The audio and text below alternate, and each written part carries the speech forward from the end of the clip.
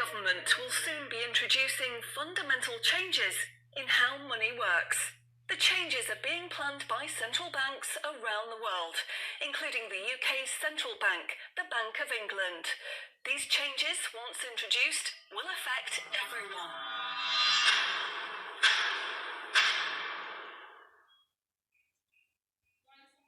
So, what are these changes really about? The changes being proposed will mean that you will no longer have full control over your spending. In fact, what they are planning is the replacement of money with something which is fundamentally different. Therefore, it's not just cash they want to remove from the economy, it is money itself. Pay attention, because if the new monetary system is allowed to happen, it will be very difficult to reverse and could mark the beginning of the end of human freedom. In order to explain the changes that are being planned right now for your tomorrow, let's explain a little bit about how your money works today. Let's imagine that John decides to buy his daughter a birthday present from Argos. He chooses the product he wants, then pays £50 using his debit card. You might think that £50 is immediately transferred from John's bank account to Argos's bank account. But this is not what happens. A record is created showing that John's bank owes Argos's bank £50, and John's account will even show that the money has left his account, but the actual transfer of funds does not occur at the time of purchase. John's £50 purchase is one of about 50 million UK transactions that occur every day, and although in each case the account may show that the money has been transferred, the actual movement of funds between the banks only occurs once every day. Every 24 hours, all the payments made to and from each of the UK's 300 plus registered banks are added up to determine how much each bank owes the others. The Bank of England, which is the central bank that all other banks in the system are connected with, derives the total amount that each bank owes and is owed for that day. The Bank of England then intermediates and exchanges funds between all the other banks. So the Bank of England does not know anything about John or the £50 he spent on his daughter. John's money is just a tiny part of a huge transfer of funds. This means that the only organisation that can see what John does with his money is his own bank. The central bank cannot see what John spends his money on or when he spends it. And John's bank is under an obligation not to share details of his spending with anyone. This means that, rightly, there is a good degree of anonymity and privacy over what John decides to spend his money on.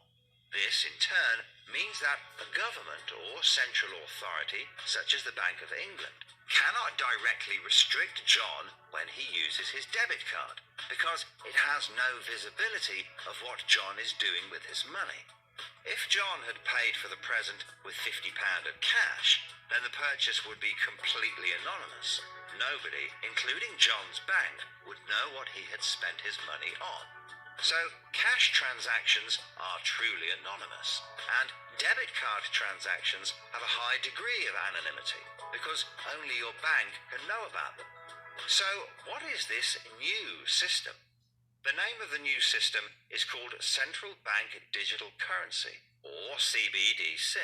It sometimes has other names, such as smart money. Here's how it works. Let's imagine that John, again, decides to buy his daughter a birthday present from Argos. His mobile phone has a smart money wallet or app on it, from which he pays £50 for the product. The app communicates directly with the central bank, the Bank of England, and the money is transferred from his digital wallet to Argos's digital wallet in less than a second. The transfer of funds occurs at the time of purchase, and the transaction is recorded and approved by a centralized computer system on a centralized blockchain. A blockchain is a special computer program that records information very reliably and cannot be amended. The centralized computer system runs continuously and can deal with hundreds of transactions per second as they occur throughout the entire economy. processing all of the public's purchases being made by millions of digital wallets. This sounds fantastic and is so much quicker and simpler than the old system. But there is a fundamental difference, which is that all transactions are centralized in real time as they happen. In other words, one system will be able to know about every single digital transaction in the economy as the transactions occur. This is the critical difference with the new digital monetary system that everyone needs to be aware of. All transactions are centralized in real time as they happen. The people who are planning this new system have made it clear that it would be useful, in their eyes, to use artificial intelligence algorithms in real time to block certain public transactions for a range of different reasons. So, what does this mean for John? Let's just say there is another lockdown, and the government want to stop the public moving about the country. With this new system, they could introduce a simple change. That would mean John's wallet would only work if he was located within a certain distance of his own home. Argos is 2 miles from John's house, and he decides to go and buy his daughter a birthday present. He attempts to pay £50 for the product with the app. The app communicates directly with the Bank of England's computer system, and the system rejects John's payment before it is made, because the system knows that John is 2 miles from his own home, and John's wallet has been limited to spending within just 1 mile. John cannot now buy anything unless he moves closer to his own home. His money is now useless if he wants to go anywhere. Why doesn't John just use cash? That would be a good solution for John as long as cash is still in use. So, how might this new system be introduced? The Prime Minister called an emergency meeting today to discuss the unprecedented slide into economic recession in the UK and global economies. Inflation is out of control, and high interest rates are causing thousands of house repossessions. All cash points and over-the-counter cash services are now frozen, and millions of people face losing their life savings as a number of high street banks are declared insolvent. The government and the Bank of England are accelerating the introduction of a new central bank digital currency, which all bank customers in the UK will be able to receive in exchange for their existing money, which in many cases is now unobtainable from their bank accounts. The government say that the new digital money will help the economy recover from recession and will be used to bail out public and corporate money currently held in millions of bank accounts by banks that are at the point of collapse.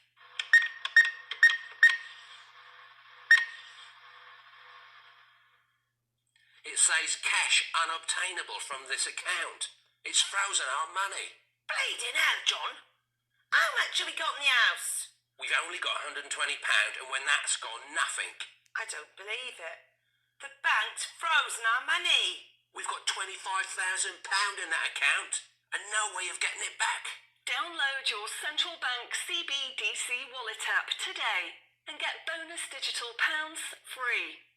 If you exchange your existing bank funds into your digital currency wallet now, you will receive free digital pounds for each account you exchange. You can then spend from your digital wallet by using your phone app, exactly like a debit card. Download the free app now from the UK government website or the App Store. John, we need to download the digital wallet thing. See if we can transfer it in. We've got no other option, love. Wow, it's transferred, and it's given us some bonus money. I can't believe it. How do you know it's worked? It's worked, love. Everyone's using this money now. Right, I'm off down Tesco to try it out. Sorted. Recent figures show that the public's use of cash has halved in the last 12 months. Experts say this is due to the success and sheer convenience of the new CBDC digital money. The government has announced that all cash will be phased out completely over the next 3 years. I can't remember the last time I used cash. It seems so cumbersome and old-fashioned, fiddling about with coins every time you want to buy something. It's much easier now.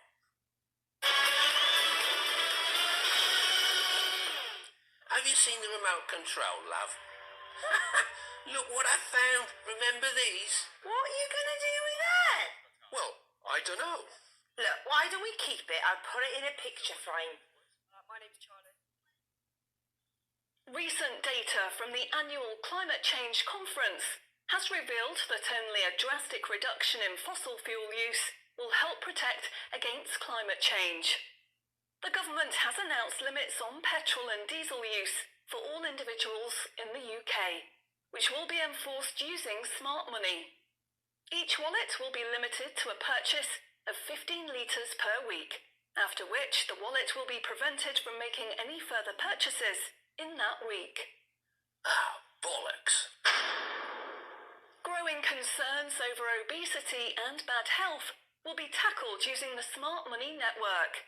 The government proposes to limit the total number of sugary foods that each digital wallet can purchase in any given month. What? Experts say that the new pandemic, which is 10 times more contagious and deadly than coronavirus, can only be defeated by minimizing all human contact and staying home as much as possible.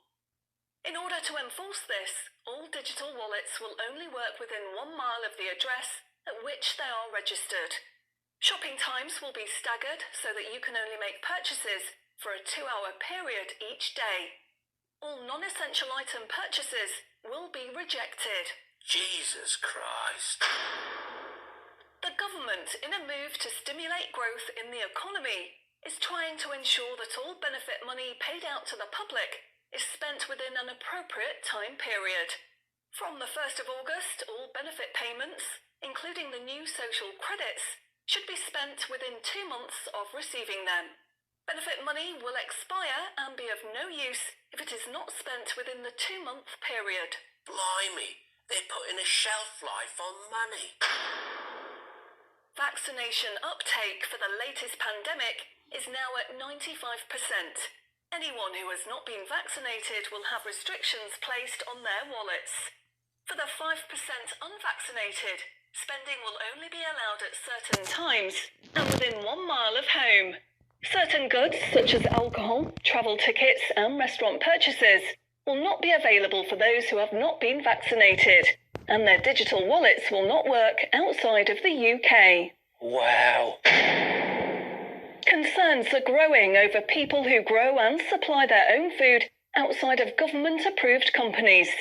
The government will be restricting the purchase of all seeds and other farming products for anyone that is not a registered farmer. What are they doing that for? The government is trying to reduce the amount of red meat people eat in their diet for environmental and health reasons. Digital wallets will only be allowed to purchase 8 ounces of red meat per week. How much is 8 ounces? In order to protect the environment, the government is introducing limitations on the amount each wallet will be able to spend on the following products: aerosol cans, single-use plastics, coal, meat, chocolate, fish, and coffee. What about fags? In a move to encourage good behaviour, the government is awarding digital currency direct to your wallet if you report on anyone breaking lockdown rules or report on individuals expressing extremist views.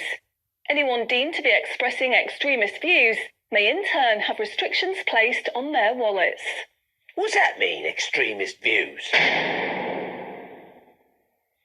If you give up your cash, you will give up freedom for yourself, and you will give up the freedom of generations to come. It's not the convenience of the new money that is important. What is important is the fact that centralized administration of smart money could be used to control every aspect of your life. Say yes to keeping cash and say no to centrally controlled smart money. What they are going to propose is not money. It is a social control system. Please spread this message.